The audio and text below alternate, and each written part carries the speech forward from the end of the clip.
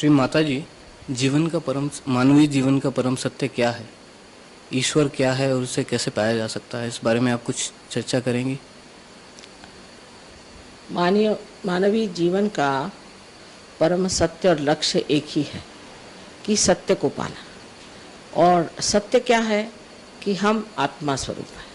ये शरीर, मन, बुद्धि, अहंकार आदि हम नहीं, हम आत्मा स्वरूप हैं और उस आत्मा के स्वरूप को हमें पाना है। बस यही एक सत्य है और यही एक लक्ष्य है, क्योंकि आत्मा जो है ये एक सामूहिक चेतना का अवलंबन है। जी। दूसरी बात, यही आनंद का स्रोत है, यही सत्य का स्रोत है और यही हमारे चित्त को आलोकित करता है। इसलिए इस आत्मा को हमें प्राप्त करना चाहिए और वो प्राप्त करना बहुत आसान है। जी। पहले तो ये देखा गया है कि ये शास्त्रों में भी लिखा है कि लोग इस सत्य को पाने के लिए कहीं कहीं भटकते फिरते थे, फिर भी बरसों तपस्या करने के बाद या किसी भी गुरु की सेवा करने के बाद भी वो जरूरी नहीं होता था कि वो इस सत्य को पा सकें। अभी जैसा कि मैं खुद आपके सामने जो है रियलाइजेशन ले चुका हूँ और दूसरे लोगों ने, मैंने देखा है हजारों लोगों ने लिया है, इतनी आसानी से लिया है। ये कैसे संभव हुआ? ये संभव होना ही था, क्योंकि हर चीज़, जैसे कि एक फूल है या पत्ती है, तो शुरुआत में आप देखते हैं कि एक पेड़ पर एक दो ही पत्तियाँ आती हैं, एक ही फूल आता है। लेकिन जैसे जैसे उसकी उत्क्रांति होती जाती है, जैसे जैसे बढ़ते जाता है, तो उस वक्त बहुत से फूल एक पेड़ पर आ जाते हैं। उसी प्रकार आज मैं इसे ब्लॉसम टाइम कहती हूँ कि बाहर आई हुई जी। और जो लोग पहले गिरी कंदरों में परमात्मा को खोजते थे, आज एक बहुत ही सर्वसाधारण गृहस्थी में रहते हुए लोग नजर आ रहे हैं। इन्होंने ये सारे काम कर चुके हैं जी। और कोई सा भी आप अगर संशोधन देखें तो उसमें बड़ी तपस्या पहले होती है और वो युगों तक चलती है। फिर उसको फलस्वरूप वो सब समाज हित के लिए, सबके लिए हितावह होते हुए और वो साध्य भी हो जाती। जैसे अब बिजली को देखिए, आप इसको पाने के लिए कितनी मेहनत की गई थी, लेकिन आज हर एक ग्रामीण भाग में आप बिजली पाते हैं। राइट। तो वो समय आना पड़ता है। जी। एक और प्रश्न ये है कि कुंडलिनी क्या है और इसकी जागृति कैसे होती है? सत्य की खोज में मेरे ख्याल से कुंडलिनी ही एकमात्र मार्ग है जिससे सत्य को पाया जा सकता है। इसकी जागृति कैसे होती है? कुंडलिनी हमारे अंदर एक जीवंत व्यवस्था है। जैसे हमारे अंदर हृदय है और हमारे अंदर अनेक शक्तियाँ कार्यान्वित होती हैं, उसी प्रकार हमारे अंदर कुंडलिनी नाम की शक्ति जो है सुप्तावस्था में त्रिकोणाकार अस्थि में, जिसे कि सेक्रम अंग्रेजी में कहते हैं। सेक्रम का मतलब होता है सेक्रेट जी। तो ऐसी ये एक शक्ति है जिसे हम कहते हैं कि ये शक्ति शुद्ध इच्छा है। बाकी सारी इच्छाएं आप इकोनॉमिक्स में जानते हैं कि कोई सी भी इच्छाएं जो है, कहा जाता है कि in general they are not satiable. एक इच्छा हुई, फिर दूसरी इच्छा हुई, फिर तीसरी इच्छा हुई, और जो इच्छा पूर्णित भी होती है उससे सुख नहीं मिलता, समाधान नहीं मिलता। पर ये शुद्ध इच्छा है, और शुद्ध इच्छा चाहे आप इसके बारे में चेतित हो या न हो, पर शुद्ध इच्छा ये है कि हमें परमात्मा की जो चारों तरफ फैली चराचर में शक्ति है उससे एकाकारिता आनी चाहिए। जी। क्या ये हर एक साधारण इंसान के लिए उतना ही आवश्यक है कि साधारण की जल्दी होती है? जी। कोई अपने को बड़ा असाधारण समझता है तो उसकी समझ से उसमें इतना अहंकार आ जाता है कि उसमें कुंडलिनी खुद ही बना करती है। और हर एक मनुष्य की अपनी व्यक्तिगत अपनी माँ है, और वो जैसे कि टेप रिकॉर्ड होता है उस तरह से इसने सब कुछ टेप कर लिया है और वो सब जानती है कि आप कहाँ तक क्या है, और उसी के अनुसार वो स्वयं इसको स्वयं चालित है और वो इस तरह से इस चक्रों को जानती है कि तो आपके कौन से चक्र खराब है और उसका उठना कहाँ तक ठीक है। कुछ लोगों में तो मैंने देखा है कि उनके असामाजिक व्यवहार के कारण, उनकी स्वार्थ के कारण, उनके धर्मांधता के कारण और कभी कभी उनकी दुष्टता के कारण कुंडलिनी एकदम हताहत दुर्बल हो करके जैसे कोई बड़ी जख्मी शक्ति की तरह पड़ी रहती है। उसको उठाना बहुत कठिन होता है। जी। मैंने ये देखा है, जैसे मेरे देहरादून के श्री अरुण गोयल हैं, उन्हें ब्लड कैंसर था। यहाँ पे मैंने बहुत लोगों को देखा कि उन्हें बड़ी गंभीर बीमारियाँ थी, मगर अब नहीं हैं, और वो मेडिकली तो पॉसिबल नहीं था। तो ये इस सहज योग के द्वारा ये किस प्रकार संभव है? कुंडलिनी जब जागृत हो जाती है तो वो हमारे 7-6 चक्रों में से गुजरती है, और ये शक्ति जब इन 6 चक्रों में से जाती है तो उसके अंदर बसे हुए जो उन चक्रों के अधिष्ठित देवता लोग हैं वो जागृत हो जाते हैं, और वो अपनी शक्ति को प्रदान करते हैं, और उस शक्ति से मनुष्य ठीक हो जाता है। अब ये कि आजकल के युग में कोई देवता की बात करे तो लोग उसे समझ नहीं सकते, पर जो है सो सत्य मैं आपसे बता रहे हैं। जी, सहज योग में लोग कूल ब्रीज या चैतन्य लहरियों की बात करते हैं, ये क्या चीज़ है? ये कैसे अनुभव होता है इसका साधारण जन को? असल में हमारे चारों तरफ चराचर में, अणु रेणु में, हर जगह ये चैतन्य फैला हुआ है, और ये परम चैतन्य जो है ये परमात्मा की शक्ति कहिए या आदिशक्ति की शक्ति है, और ये शक्ति बहुत सूक्ष्म शक्ति है जो हर चीज़ को चलाती है। हम लोग तो बहुत सी चीज़ें बस मान ही लेते हैं, जैसे कि एक बीज है, उसको हम माँ के उदर में डालें तो उसमें से हजारों पेड़ कैसे निकल आते हैं, कोई सी भी जीवंत क्रिया कैसी होती है, सारी जीवंत क्रिया यही शक्ति करती है। और हमारे अंदर भी जो स्वयं चालित शक्तियाँ हैं, जैसे कि हमारा हृदय, हमारी पाचन क्रिया आदि जो है, वो भी सब यही शक्ति कार्य करती है। सो इस शक्ति को हम लोग सिर्फ मान लिया है, और साइंस से हम सिर्फ जो कुछ बाह्य में है वो देखते हैं, लेकिन जो अंदर उसके सूक्ष्म शक्ति है उसके लिए आपको सूक्ष्मता में उतरना पड़ेगा। जी, आध्यात्मिक शास्त्रों में लिखा है कि desire should be pure desire. Pure desire, ये प्योर डिजायर क्या होता है? What is pure desire? शुद्ध इच्छा और इच्छा, इच्छा जो है मनुष्य की, मैंने आपसे बताया कि कोई सी भी इच्छा जो होती है जो पूरी थी नहीं होती, वो शुद्ध कैसे हो सकती? क्योंकि अगर वो शुद्ध होती तो उससे कोई तो समाधान होता, पर नहीं होता, फिर दूसरे पे हम करते हैं। पर शुद्ध इच्छा ऐसी चीज़ है कि उससे आपका संबंध उस चराचर की शक्ति से हो जाने के कारण, जैसे कि इसमें अब आपके ये कनेक्शन है, जब तक आप इसको मेन से नहीं लगाइएगा, आप कुछ भी कर लीजिए, इसका कुछ मन नहीं भरने वाला। इसी प्रकार की चीज़ समझ लीजिए कि आप जब मेन से लग गए तो आप पूरी तरह से समाधान में आ जाते हैं। इतना ही नहीं, लेकिन आपका चित्त इतना आलोकित हो जाता है कि आप स्वयं पे आश्चर्य करते हैं कि मैं ऐसी कौन विशेष चीज़ है। जैसे समझ लीजिए कोई देहात में आप गए और वहाँ आप टेलीविज़न ले गए और कहने लगे कि इसके अंदर सब तरह के आप सुंदर सुंदर नृत्य वगैरह देख सकते हैं, सारी दुनिया की चीज़ें देख सकते हैं, तो कोई देहाती कहेगा कि बेकार की बातें करते हैं, इस डब्बे में क्या आएगा। पर जब आप उसको मेन से लगा देते हैं तो खुद ही हैरान होता है। इसी प्रकार हम भी एक उत्कृष्ट कंप्यूटर हैं, हम उत्कृष्ट एक टेलीविज़न है। जो कुछ आपने बाहर बनाया उससे बहुत ही कहीं अधिक कार्यशील और उत्तम ऐसा हम लोगों का साधन है, उसको इस्तेमाल करना चाहिए। जी, एक और बात यह है कि जैसे मैंने अभी देखा है कि बहुत लोग पहले इस सहज योग में आने से पहले शराब पीते थे या सिगरेट पीते थे। ये जो सेमिनार हो रहा है इसमें ना तो मैंने किसी को भी इतने हज़ारों लोगों की गैदरिंग में किसी एक को भी सिगरेट पीते नहीं देखा है। ये आप कैसे एक्सप्लेन करेंगे? हाँ, एक रात में ही छोड़ के खड़े हो जाते हैं। उसकी वजह ऐसी है कि जब आपकी आत्मा की जागृति हो जाती है तो आपके अंदर प्रकाश आ जाता है। जैसे कि समझ लीजिए हम आपसे कहें कि आपने हाथ में एक सांप पकड़ा हुआ है और अंधेरा है, आपको दिखाई नहीं दे रहा, तो आप कहेंगे नहीं ये सांप नहीं, ये तो एक रस्सी ही है, और आप मानेंगे ही नहीं हम जितना भी कहेंगे ये रस्सी नहीं, ये सांप है। पर अगर आप में प्रकाश आ गया तो आप स्वयं ही उसको छोड़ देंगे एक क्षण में, और आप बहुत शक्तिशाली हो जाते हैं।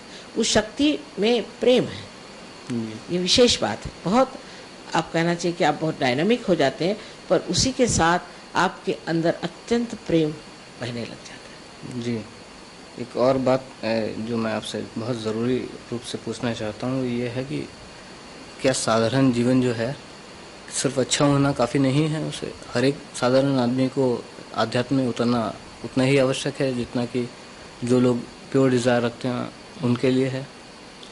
अपने जीवन में जो आदमी सोचते हैं कि हम अच्छा ही कर रहे हैं और हम ठीक से रह रहे हैं, तो उस पर मैं ये कहूँगी कि जो कुछ भी वो करते हैं उसमें एक तरह से उनके अंदर अहंकार ज़रूर जागृत होता है। और इसीलिए कृष्ण ने कहा कि सब कर्म करके तुम मेरे ऊपर छोड़ो, मैंने अकर्म में उतरूँ। ये सिर्फ आत्म साक्षात्कार के बाद हो सकता है। और दूसरी बात उन भक्ति के लिए भी कहा है, बहुत एक ही शब्द पे नचाया है, अनन्य, कि जब दूसरा नहीं होता है ऐसी आप भक्ति करिए, ये भी आत्म साक्षात्कार है। इसलिए जो रोज़ के जो जीवन में हम सोचते हैं हम अच्छा काम करते हैं, ये सिर्फ हमारी बौद्धिक समझ है, इससे परे नहीं। लेकिन केवल सत्य तो सिर्फ आप आत्मा से ही जान सकते हैं कि ये केवल सत्य है। इसीलिए सहयोग में आप देखिए हर आदमी वही बात कहेगा, कोई ऐसा नहीं होगा कि एक आदमी एक बात कहेगा दूसरा आदमी दूसरी बात कहेगा, कोई वाद विवाद का सवाल ही नहीं आता है, एक दूसरों का मजा उठाने के सिवाय कुछ और होता ही नहीं। जी, आपने जैसे बताया आपके मुताबिक हर एक आदमी के लिए अभी आध्यात्म में उतरना बहुत आवश्यक हो चुका है, लेकिन वो आध्यात्मिक और सांसारिक जीवन में कैसे समन्वय कर पाएगा? वो बहुत ज़्यादा हो जाता है, क्योंकि परिवर्तन आ जाता है, मनुष्य में परिवर्तन आ जाता है, उसके अंदर का अहंकार ढल जाता है, उसके अंदर में जो कुछ उसमें कुसंस्कार हैं, कंडीशनिंग्स हैं, वो गिर जाती हैं, और मनुष्य एक स्वस्थ, एक बहुत प्रेममय और एक बहुत ही समझदार, वाइस जिसको कहते हैं, इस तरह का इंसान बन जाता है। तो ऐसे आदमी के साथ जीवन बिताना तो बड़ी मज़े की चीज़ है जी।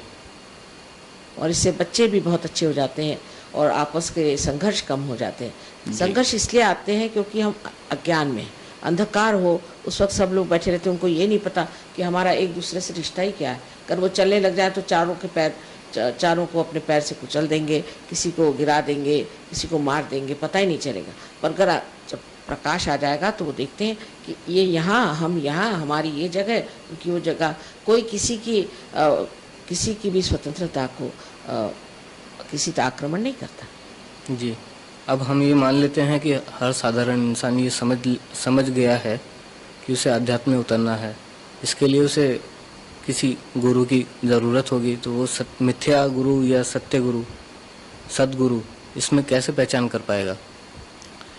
सद्गुरु के पहचान के अनेक लक्षण बताए गए हैं, सभी सद्गुरुओं ने इसके बारे में लिखा है, पर एक सर्वसाधारण एक सद्गुरु के बारे में ये सोचना चाहिए कि उसका चित्त कहाँ रहता है। उसका चित्त गरीबों में, तंग हुए लोगों में, उनकी परेशानियों में, उनकी आफतों में, उनके सारे जीवन में ही आप देखेंगे शुरू से ही। जैसे कि इस वक्त में हमारे यहाँ अपने देश के आज़ादी के लिए संघर्ष हुए थे, तो इन संतों ने, जैसे टुकड़ू जी महाराज वगैरह ने उसमें ये किया था, फिर गाडगे महाराज वगैरह जो लोग थे, इन्होंने गरीबों की सेवा के लिए बहुत कुछ किया। तो इनका सारा चित्त वहीं रहता है। और रईस लोग और बड़े सक्सेसफुल लोग और बड़े, जिसको कहना चाहिए कि यशस्विता के चरम सीमा पे पहुँचे हुए लोग, जो राजकारण में बड़े ऊंचे पहुँचे हुए लोग हैं, उनसे दूर भागते हैं जी। उनसे चाहते हैं कि उनसे दूर ही रहें, और उनसे कोई उनको मतलब नहीं रहता। उनको मतलब उन्हीं लोगों से रहता है कि जो बिल्कुल बहुत नीचे स्तर पे हैं, जो बहुत दुखित हैं और उनके लिए बहुत दुखी भी रहते हैं। ये एक पहली पहचान तो ये है। दूसरा ये कि जो सद्गुरु होता है उसको आपके पैसा या आपकी कोई सी भी दुनियाई चीज़ में कोई भी इंटरेस्ट नहीं होता, कोई इंटरेस्ट नहीं होता। वैसे भी उसको पैसे की बात समझ ही में नहीं आती जी, कि पैसा क्या चीज़ है, बैंक की क्या चीज़ है, बिल्कुल इकोनॉमिक समझ ही में नहीं आता उसको। और वो बहुत दानी होता है, जो चीज़ हाथ में आए दान करते जाता है।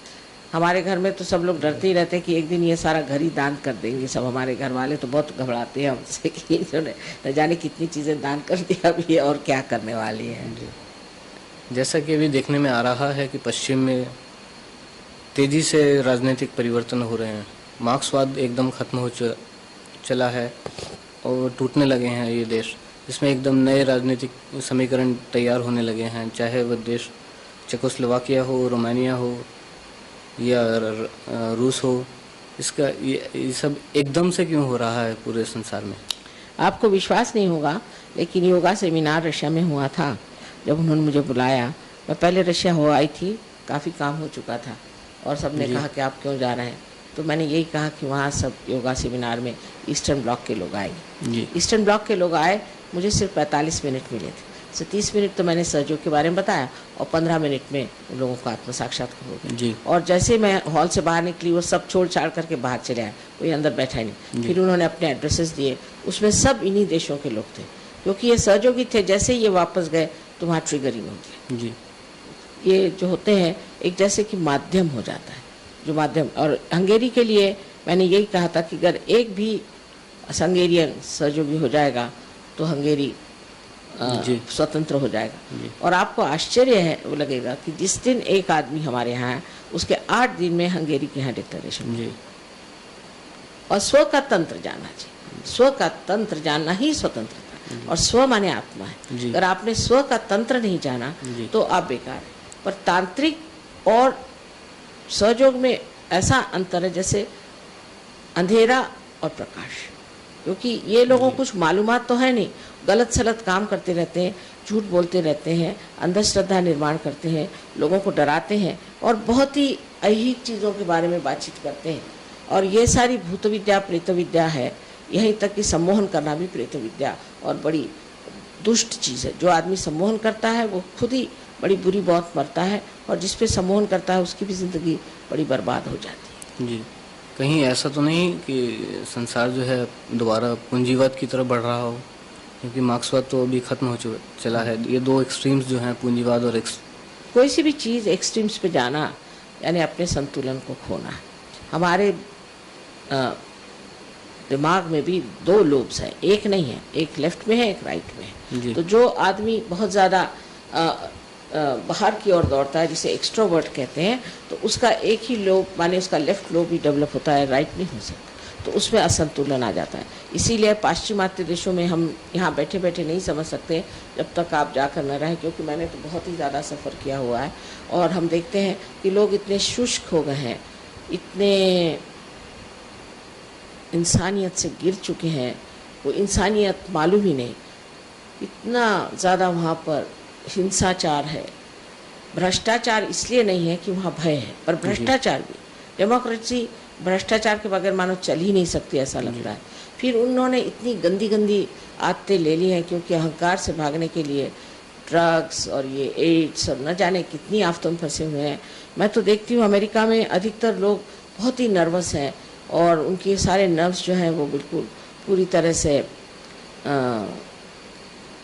अब कहना चाहिए कि जर्जर हो गए। और जो बाकी के लोग हैं वहाँ पर उनको भी स्किज़ोफ्रेनिया, किसी को कुछ ऐसी ऐसी बीमारियां हैं कि हम हिंदुस्तान में इसे देखते भी नहीं। तो उनमें क्या है कि संतुलन नहीं रह गया।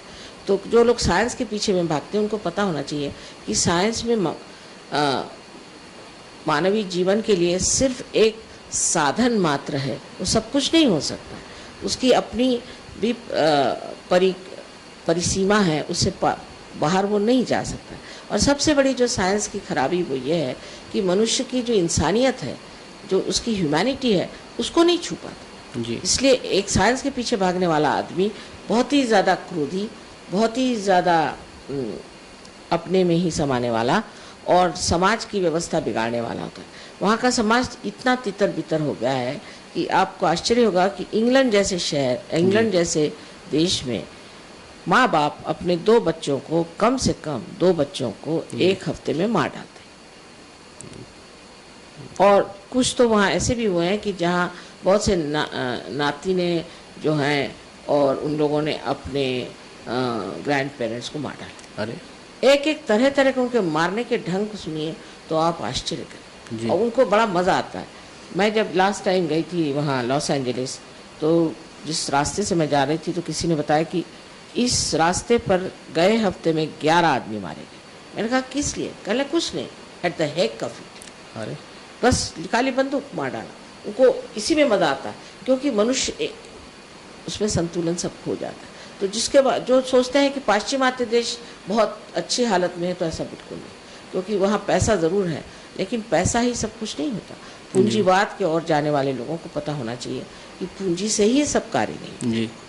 हाँ, जैसे कि है, आप कह सकते हैं समाजवाद जहाँ हुआ, जहाँ पूंजीवाद नहीं, वहाँ भी अतिशयता हो कि पावर की तरफ जाने से उस तरफ ध्यान नहीं दिया गया, जो बहुत ज़रूरी चीज़ है। पर तो भी मैं कहूँगी कि रशिया के लोग बहुत बढ़िया लोग, क्योंकि वहाँ की गवर्नमेंट ने जो भी उनके साथ किया, उनका दिमाग जो है उसमें किसी भी तरह की धर्मांधता नहीं है, अंधश्रद्धा नहीं है, और कोई भी धर्म का उनके ऊपर, मतलब मनुष्य के बनाए हुए धर्म का उनके ऊपर पगड़ा नहीं है।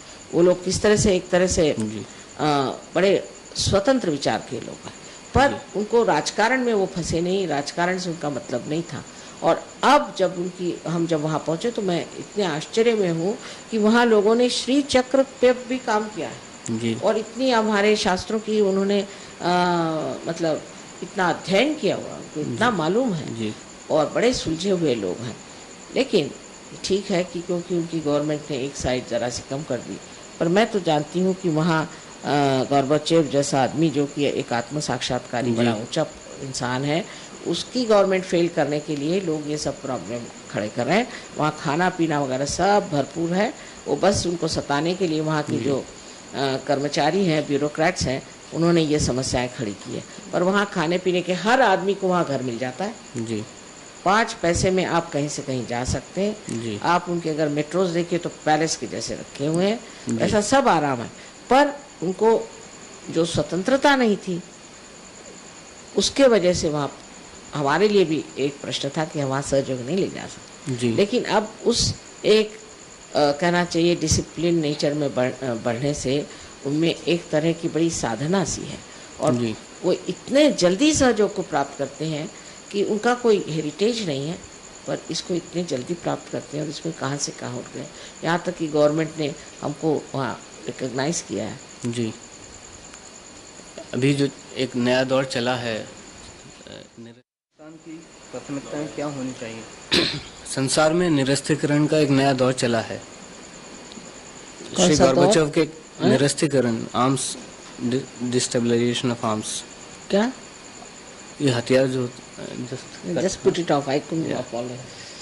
निरस्तीकरण होता है ना, हैं? शस्त्र जो न्यूक्लियर निरस्त्रीकरण ना, ये जस्ट आगे, just cut it out this much part.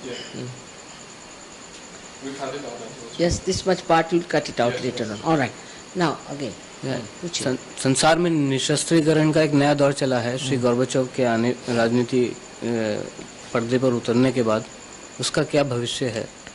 क्या वो पूरा तो मतलब कमाल की चीज है, क्योंकि जब 2 आदमी होते हैं तब झगड़ा होता है। जी एक हाथ से तो ताली नहीं बज सकती। उसका ये प्रत्यंतर है कि जो एक हाथ हट गया तो अब दूसरा हाथ क्या करे। उन्होंने अपने को पूरी तरह से और बड़े ईमानदारी के साथ अपने को हटा लिया। उसको हटाते ही दूसरा जो हाथ था उसको अब समझ नहीं आ रहा क्या करें। जी तो एक तरह से निशस्त्रीकरण तो करना ही पड़ेगा, और ये अगर पहले हो जाता तो बहुत ही अच्छा होता, पर सारी चीज़ का समय आना पड़ता है। तो उन्होंने निशस्त्रीकरण के बारे में बड़ी ईमानदारी से इसका कार्य किया हुआ और उसके मामले में किसी को शक नहीं। अब ये हो रहा है कि फिर काय को शस्त्र आप रखें, लेकिन अब भी कुछ देश हैं जिद्दी लोग, वो सोचते हैं कि नहीं ऐसे कैसे हो सकता है। उनको अभी भी अपने संरक्षण के लिए सोचते हैं कुछ रखना चाहिए, पर कोई संरक्षण की ज़रूरत ही नहीं। अगर आप निशस्त्र हैं तो आप बहुत ज़्यादा संरक्षित हैं। जी जैसे हम सहयोग में ये सोचते हैं कि अगर आप संत हैं तो आपको किसी के ऊपर कोई भी आक्रमण करने की ज़रूरत नहीं, क्योंकि आपके पास पूरी शक्तियाँ परमात्मा की हैं। कौन आपको हाथ लगा सकता है? और कुछ थोड़ा बहुत हो भी गया तो ठीक हो सकता है। जी शांति की स्थापना के लिए यूएनओ की स्थापना हुई थी और ये काफ़ी समय पहले हुआ था, मगर मैं देखता हूँ और आपने भी देखा होगा कि ये कितना कई बार ये निरर्थक रहा है। उसकी वजह ये है कि युद्ध रोकने के लिए या फिर शांति स्थापित करने के लिए वीटो पावर भी कुछ लोग, कुछ नेशंस रखते हैं। They always veto it against each other. वो न्यूट्रलाइज हो जाते हैं जो कमज़ोर देशों के जो प्रस्ताव होते हैं, शांति प्रस्ताव। वो तो अब यूएनओ का फ्यूचर क्या देखते हैं और वो संसार में शांति या यूनिटी लाने के लिए कितना सफल हो पाएगा? असल में आपको ये सोचना चाहिए कि जो लोग शांति प्रस्तापित करना चाहते हैं वो स्वयं शांति में है या नहीं, उन्होंने शांति को प्राप्त किया है या नहीं, स्वयं वो अशांत है। फिर यूएन का जो पूरा संगठन है वो बना हुआ है अनेक देशों पे। अब अनेक देशों में अनेक तरह की प्रणालियाँ और अपनी विचारधाराएं हैं, गतिविधियां हैं, और वो उसी चीज़ को मान्यता देते हैं कि अब अगर कोई सोचता है कि मैं सही हूँ तो सोचता है यही सही है। वो ये नहीं सोचता कि मुझे शांति रखनी है। तो ये डावाडोल, जैसे समझ लीजिए इनकी जो इमारत है एक डावाडोल चीज़ पर खड़ी हुई है।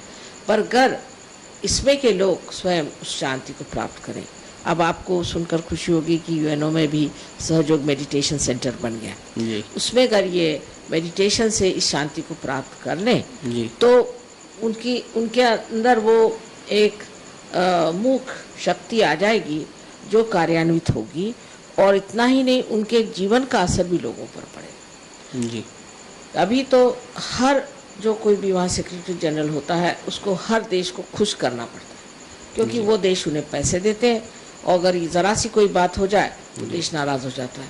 खास करके अभी अभी आपको मालूम है कि यूनेस्को पर अमेरिकन एकदम नाराज़ हो गए और उन्होंने अपने पैसे हटा लिए। जी तो इस तरह के जहाँ की आपको संस्थाएं मिलती हैं, जहाँ आपको दूसरों को हर समय खुश करना पड़ता है, उनकी मर्जी रखनी पड़ती है, तब ऐसी ऐसी संस्था है किस तरह से कोई भी कार्य को सिद्ध कर सकते हैं? नहीं कर सकते, क्योंकि उनको हर समय हर आदमी को खुश करते घूमना पड़ता है। हाँ, पर अगर इसमें जो नियुक्त लोग हैं वो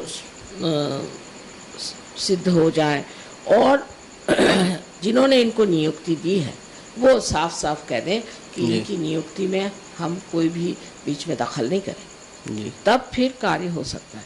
उसके लिए सहयोग फैलना बहुत ज़रूरी है जी कि जहाँ जहाँ सहयोग फैला है वहाँ वहाँ लोग शांति में, आनंद में हैं, और वो चाहते हैं कि सबको ही शांति मिले। जी लेकिन जिनको यहाँ शांति के पुरस्कार भी मिलते हैं, बड़े अशांत लोग हैं। मैंने देखा है कि इनको शांति के पुरस्कार कैसे मिले पता नहीं, अंदर से तो इतने अशांत है, ऊपर से इनको शांति के पुरस्कार दिए जा रहे हैं। वह बड़े आश्चर्य की बात है। जी कुल कितने देशों में सहयोग फैल चुका है अब तक? अभी तो मेरे ख्याल से 36 देशों में है, हिंदुस्तान छोड़ करके, पर अब कहना चाहिए हिंदुस्तान मिला के, रशिया मिला के 38 नेशंस में हमारे बहुत जोरों में काम चल रहा है। इसमें पर ऐसे हर एक देश में है, सिएरा निवाड़ा है, ये है वो है, ऐसे छोटी छोटी जगह बहुत है। और साउथ अफ्रीका में 2000 लोग सहयोग कर रहे हैं। जी, ये बड़े आश्चर्य की बात है। बहुत आश्चर्य। जी, राजनीति से इस संबंध एक और सवाल मैं पूछना चाहता हूँ, हिंदुस्तान की राजनीति से। हिंदुस्तान में भी अभी एक बहुत बड़ा राजनीतिक परिवर्तन आया है। पहली बार ऐसा लगा है कि लोगों ने एक क्लियर जो गवर्नमेंट के रूलिंग गवर्नमेंट के खिलाफ कोई क्लियर वो वीटो किया हो। नई सरकार हर जगह आई है, चाहे वो दक्षिण हो या उत्तर हो, हर जो रूलिंग पार्टीज थी उन्हीं के खिलाफ वोट दिया गया। और अभी लोग एक बिल्कुल नया पर्दा जो राजनीति का आया है, उसका वो भविष्य में किस रूप को धारण कर सकता है? मतलब हिंदुस्तान के लोग भ्रष्टाचार से हमेशा तंग आ जाते हैं, लेकिन भ्रष्टाचार से तंग आने पर भी जिन लोगों को उन्होंने सिलेक्ट किया है, जब तक वो इस सत्य को न जाने कि भ्रष्टाचार हटाने के लिए हमें यहाँ लाया गया है और हमें हर हालत भ्रष्टाचार हटाना चाहिए, और ऐसे लोग की जो भ्रष्टाचार में रत हैं उन लोगों को बिल्कुल ही निकाल देना चाहिए, उनसे कोई संबंध ही नहीं रखना चाहिए। ऐसी अगर शुद्ध अगर हमारी व्यवस्था हो जाए तो अपना देश तो वैसे भी बड़ा सात्विक, बहुत ही धार्मिक और अत्यंत सुंदर देश है। ये तो योग भूमि है। अभी मैं आपसे बता सकती हूँ कि लाल बहादुर शास्त्री के प्रति लोगों को कितनी श्रद्धा है जी। और जब उनकी मृत्यु हुई थी तो मैंने देखा कि मिलिट्री वाले भी ऐसे रो रहे थे जैसे उनका बाप ही मर गया। वो भी अपने को किसी तरह से संभाल नहीं पा रहे थे। तो क्या उनमें क्या विशेषता थी कि वो देश प्रेमी थे, देश के प्रति नितांत उनको श्रद्धा थी और वो जानते थे कि मेरा देश बहुत उत्तम देश है। और दूसरी बात यह है कि देश का पैसा खाना, लोगों का पैसा खाना और इस तरह की मतलब बहुत ही गिरी हुई बातें वो कभी सोच भी नहीं सकते। ऐसे आदमी थोड़े दिन आए जन संसार में, लेकिन उनका अभी भी नाम है और प्रदेश में भी लोग उनको बड़ी श्रद्धा से देखते जी। उनके प्रति किसी ने भी कोई उनके खिलाफत में आज तक एक शब्द नहीं किया। जी, जैसा कि मुझे मालूम चला है कि आपने आज़ादी की लड़ाई में भी हिस्सा लिया और जेल भी गई, तो आज़ादी के बाद क्या आपने कभी राजनीति में आने की ज़रूरत महसूस नहीं की? राजनीति में आने की ज़रूरत महसूस नहीं की? असल में जब तक देश परतंत्र है, मैं महात्मा गांधी के साथ बहुत बचपन से थी। वो मुझे नेपाली कहते थे और वो बहुत धार्मिक, बहुत अत्यंत स्वच्छ आदमी थे, बहुत स्वच्छ, ज़रा कड़क थे, लेकिन बच्चों के साथ बहुत प्यारे थे और मुझे बहुत ही प्यार करते थे। और वो खुद ही कहते थे कि जब तक हमें स्वतंत्रता नहीं मिलती तब तक हम आत्मा की बात नहीं कर सकते। जी। और उनके बिल्कुल पूर्ण धारणा थी कि जब स्वतंत्र हो जाएंगे तो आत्मा का कार्य शुरू हो सकता है, और अगर आज वो होते तो सहयोग के साथ होते। लेकिन दुर्भाग्य ऐसा है कि वो है नहीं। और जिस वक़्त हमें स्वतंत्रता मिल गई तो हमने एक दूसरा ही स्वरूप ले लिया। ऐसे लोग आ गए कि जिनका हमने कभी नाम भी नहीं सुना था, जिन्होंने कोई कार्य भी नहीं किया था। हाँ, ये बात सही है कि उस वक़्त स्वतंत्रता के इसमें मैं पूरी तरह से थी। बहुत छोटी उम्र में ही मुझे पुलिसों ने बहुत सताया था, इलेक्ट्रिक शॉक्स दिए थे, मुझे बर्फ़ पे लिटाया था। पर मैं जेल कभी नहीं गई, क्योंकि मैं इधर उधर भागती रही घर छोड़ करके, और काफ़ी कार्य मैंने किया। जेल नहीं गए, पर मेरे माँ बाप बहुत जेल गए, उन्होंने बहुत त्याग किए और बड़े कमाल के लोग थे। कभी मेरी मदर जो थी वो कभी झूठ ही नहीं बोलती थी, और बेचारी 5 मरतबा जेल गई। हम 11 भाई बहन थे, और फादर भी हमारे, सब कुछ उन लोगों ने सेक्रीफाइस कर, और उनको कोई और चीज़ चाहिए ही नहीं थी, बस ये कि देश के लिए ये करना। हमने तो बहुत बड़े बड़े लोग देखे हैं जीवन में, और मैं सोचती हूँ कि दुर्भाग्य है कि हमारे बच्चे वो चीज़ नहीं देख पाते हैं जो हमने देखा। जी। ऐसा कहा जाता है कि स्वर्ग भी धरती पर है और नर्क भी धरती पर है। क्या ये वास्तविकता है या भ्रामकता है?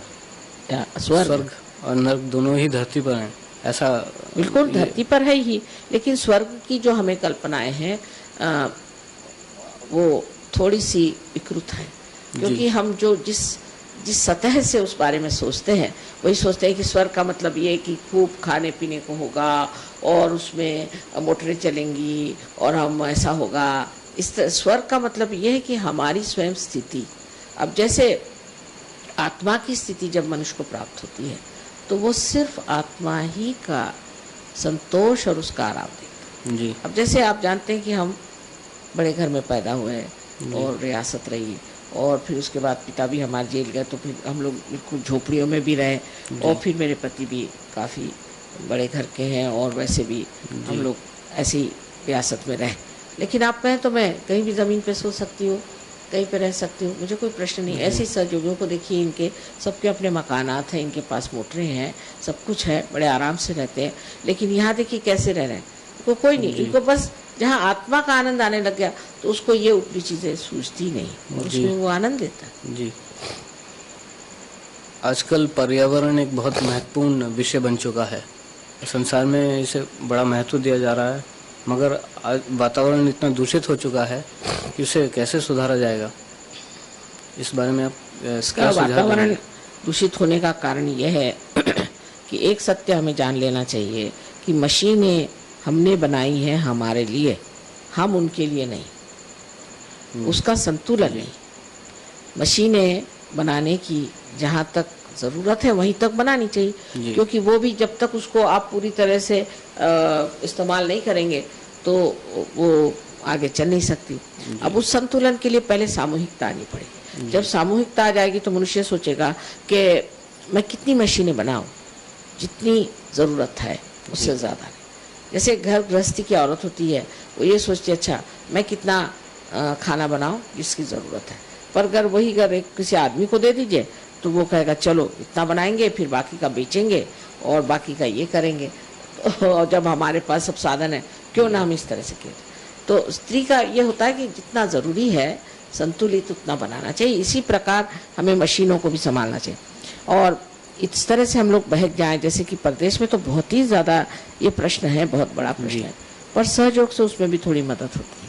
वैसे कि एक हमारे एग्रीकल्चर के एक्सपर्ट हैं, आप मिलेंगे उनसे, mister Hamid, doctor Hamid, Austria के। हाँ, ऑस्ट्रिया के। तो वहाँ पर ये प्रश्न खड़ा हुआ कि वहाँ के जो बहुत सारे फॉरेस्ट हैं उसमें इस तरह से दूषित हवा के कारण और एसिड रेन के कारण उनकी सबकी मृत्यु हो रही। तब इन्होंने सहयोग के, हम जिसे कहते हैं कि वाइब्रेटेड वाटर जो होता है, वो उसमें डालने से वो बता रहे थे कि 60 साल के ऊपर के तो नहीं बचा पाए, पर उसके नीचे के जितने भी थे सब बच गए और सब हरा भरा हो गया। जी, उन्होंने मुझे कुछ फोटोग्राफ्स दिखाए थे वाइब्रेटेड सीड्स और नॉन वाइब्रेटेड सीड्स के ऊपर। वाइब्रेटेड सीड्स के जो प्रोडक्शन था वो नॉन वाइब्रेटेड सीड्स की अपेक्षा 30% अधिक था। बहुत अधिक होता है। तो ये वाइब्रेशन से क्या उसमें प्रक्रिया शुरू हो जाती है? वाइब्रेशंस का मतलब है उसमें 3 शक्तियाँ कम से कम निहित होती हैं। जी एक तो शक्ति है कि जिसे आप कह सकते हैं इलेक्ट्रोमैग्नेटिक जो होती है वो, फिर उसमें प्राण शक्ति होती है। जी ये दोनों राइट साइडेड शक्तियाँ। और दूसरी जो शक्ति होती है वो है मनस शक्ति। तो मनस शक्ति से क्या होता है कि जो इस परम चैतन्य की जो इच्छा है वो पूरित होती है जी ये। और तीसरी ये है कि उत्क्रांति। तो जैसे उत्क्रांति, जैसे आप समझ सकते हैं कि एक जेट हमने बनाया, या समझ लीजिए हमने आकाश में स्पेस क्राफ्ट भेजा, तो वो किस तरह से भेजा कि एक स्पेस क्राफ्ट में बहुत से, पहले नीचे में एक वेस्टिब्यूल होता है, फिर उसके ऊपर में होता है, फिर उसके ऊपर में होता है। तो पहले एक सारा का सारा ऊपर जाएगा, जी तो उस वक्त में उसकी जो गति है, स्पीड है, वो स्लो होती है। फिर उसके बाद में नीचे वाला एकदम एक्सप्लोड होता है, जी फिर उससे दूसरी गति आ जाती है, एक्सलरेटेड जिसे कहते हैं। फिर उससे फिर दूसरा हो जाता है। इसी तरह से ये उत्क्रांति का भी उस वाइब्रेशंस शुरू हो में जाता है। वो शक्ति है। तो वो क्या करता है कि इसको ट्रिगर करते रहते, और उससे यानी आपको आश्चर्य होगा कि हमने 1 किलो में बासमती चावल, यानी 1 एकड़ में हमने बासमती चावल लगाया था, वो था करीबन 60 किलो, जी और उसमें 1400 किलो आए। जी और उसकी जो बीजे थे वो इतने सुंदर बासमती की, लोग कहते हैं ऐसे हमने बासमती देखी नहीं, और वहाँ कहते थे बासमती होगी ही जी। नहीं। ऐसे ऐसे थी, जैसे ऑलिव है, ऑलिव हमने लगाया वो आ गया, आपके ट्यूलिप्स हैं वो आ गए। वाइब्रेशन से कोई भी चीज़ जो कहते हैं नहीं हो सकती, सब हो सकती। जी बहुत सी चीज़ें ऐसी हैं जो कि हिंदुस्तान में नहीं हो सकती, वाइब्रेशन से हो सकती। अब 1-2 व्यक्तिगत सवाल मैं पूछना चाहूँगा। मैंने जितनी बार भी आपके दर्शन किए हैं या उनका मुझे लाभ मिला है दर्शनों का, मैंने ये नोट किया है कि आपको फूलों का बेहद शौक़ है, और उसमें भी ख़ास तौर पे गुलाब का। इसके नहीं, गुलाब का ऐसा नहीं, मुझे सभी फूलों से शौक है, पर मुझे सुगंध अच्छी लगती है, क्योंकि सुगंध जो है वो पृथ्वी का कॉजल है, जैसे कि जी कहना चाहिए कि उसी से पृथ्वी बनी हुई है। और क्योंकि पृथ्वी तत्व बहुत महत्वपूर्ण चीज़ है, इसलिए मुझे सुगंध कोई सी भी, वो जो कि कृत्रिम ना हो, जी जो नेचुरल है, वो अच्छी लगती है। और मुझे और भी एक शौक़ है, बच्चों का मुझे बहुत शौक़ है। जी मुझे कि आप 100 बच्चे भी दे दीजिए तो मैं सब दुनिया भूल करके बैठ जाऊंगी। और जी। फूलों का मुझे शौक़ ऐसा नहीं कि मुझे फूल चाहिए, पर अगर कुछ देना ही है तो मुझे फूल ही दे दीजिए, जी और कुछ नहीं चाहिए, ऐसा मैं कहती हूँ।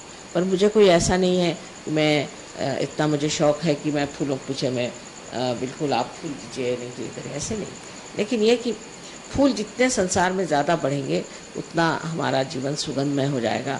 और फूलों से बहुत कुछ सीखने का भी है, कि कितना एक क्षणिक भर रहता है, लेकिन वो सबको सुगंध देता है और कैसी शोभा बढ़ाता है जी। सबकी, उससे बहुत कुछ सीखने का है। और जी। फूल जो है ये एक चरम सीमा में पहुंचा हुआ एक पेड़ का एक प्रतीक है, जी और उस फूल ही से फिर फल बनते हैं, इसलिए ये बड़ा प्रतीक रूप भी है। और आप जानते हैं कि सारे जितने भी आध्यात्मिक लोग हो गए, उनको फूलों से बहुत प्रेम रहा है, जी और निसर्ग से भी बहुत प्रेम रहा। पर अब समय कहाँ है कि निसर्ग से प्रेम करें, पर सबसे ज़्यादा प्रेम तो मनुष्य से करना चाहिए, जी क्योंकि मनुष्य में सबसे निसर्ग सबसे ज़्यादा प्लावित हुआ है। जी सिर्फ उसमें जो कुछ बादल आए हैं उसको अगर हटा दीजिए तो मनुष्य से बढ़ के और कोई सुंदर चीज़ नहीं। जी परमात्मा ने सबसे उच्चतर चीज़ मनुष्य को बनाया, जी। सिर्फ अभी तक उसने अपना ठौर नहीं पाया। जिस दिन वो पा लेता है तो वो तो इतना बढ़िया हो जाता है। आप देखिए इन लोगों को, ये आपस में कैसे प्रेम से रह रहे हैं। जी। 36 देश के लोगों ने कोई झगड़ा नहीं, तंटा नहीं, कोई बात नहीं, आपस में इनका प्रेम देख कर ही मेरा तो जी इतना खुश हो जाता है। जी। आपको संगीत का भी बहुत शौक रहा है? ऐसे तो मुझे सभी कलाओं में बहुत ये है। मुझे, आप जानते हैं, मुझे शिल्पकला और हस्तकला और संगीत, इसके अलावा आर्किटेक्चर, सभी चीज़ों में मुझे बहुत रुचि है, हर एक चीज़ में। यहाँ तक मेडिकल में भी मुझे बहुत रुचि है। और ज्ञान जो है सब अपने ही दिमाग में होता है। जी। जो कुछ साइंटिस्ट जानते हैं, जो बाहर है, आया है, जो बाहर है, उसे देखते हैं, पर जो निहित है अगर उसको जानने की आप में शक्ति हो तो आप हर एक सब्जेक्ट को जान सकते हैं। जी जैसे कि आप यहाँ पूछ सकते हैं, एक साहब ने आके मुझे जेनेटिक्स के बारे में पूछा, और मैंने सोचा कि इनको ज़रूरी बताना, तो उन्होंने बहुत सी ऐसी बातें बता दी, और वो कह रहे हैं अब उसका रिसर्च हो रहा है। किसी ने कुछ पूछा उस पर मैंने बता दिया। पर ऐसा है कि जो पूछने वाला हो वो भी एक अधिकारी होना चाहिए।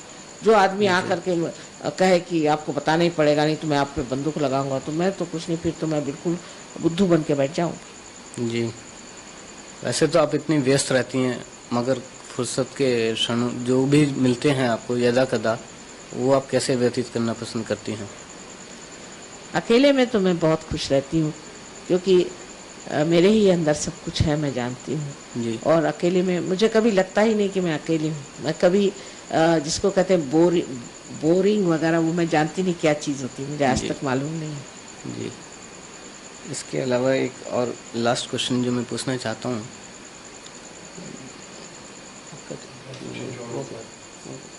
We have a few minutes. What, 4 minutes? 2 minutes. 3 minutes? अच्छा, तो पूछ लो।